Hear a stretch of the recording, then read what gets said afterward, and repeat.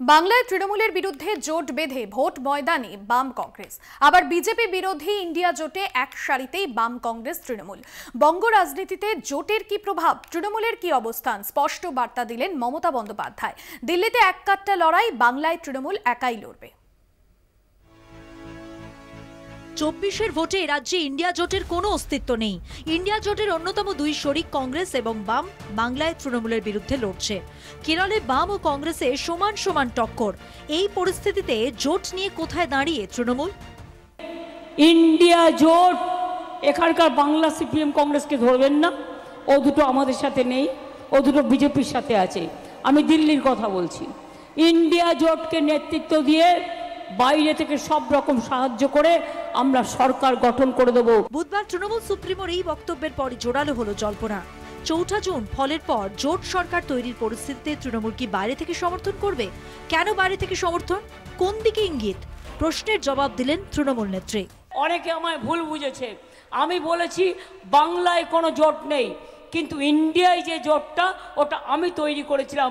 ওই জোটটা দিয়ে আমরা সরকার তৈরি করব। আমরা জোটে থাকবো, জোটে আছি আমরা। তৃণমূলের এই অবস্থানে কি বলছে ইন্ডিয়ার অন্য দুই জোট শরিক? এটাকে বলা হয় ফেন্স সিটিং কন্ডিশন।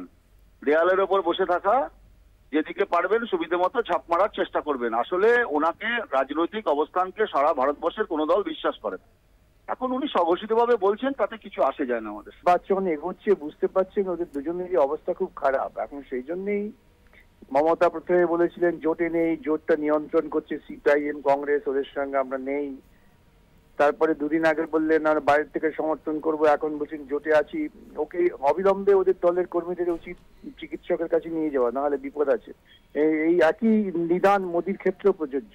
যদিও মমতার স্পষ্ট বক্তব্য, বাংলার কংগ্রেস বামেদের সঙ্গে তৃণমূলের কোনো সম্পর্ক নেই। বাংলায় তৃণমূল ছাড়া অন্য কাউকে ভোটটি দয়া করে দেবেন না। ইন্ডিয়া জোট আমি দিল্লিতে করি, কিন্তু বাংলায় এখানকার সিপিএম আর কংগ্রেস, আপনারা দেখেছেন কংগ্রেসের নেতারাও আসেনি ওদের মিটিং করার জন্য। তার কারণ এরা পুরোপুরি বিজেপির দালাল। বাংলায় জোট নিয়ে প্রথম থেকেই একলা চলার কথাই বলে এসেছেন তৃণমূল সুপ্রিমো। চতুর্থ দফার পর ফের জোট বার্তায় হাওয়া। কলকাতা টিভি।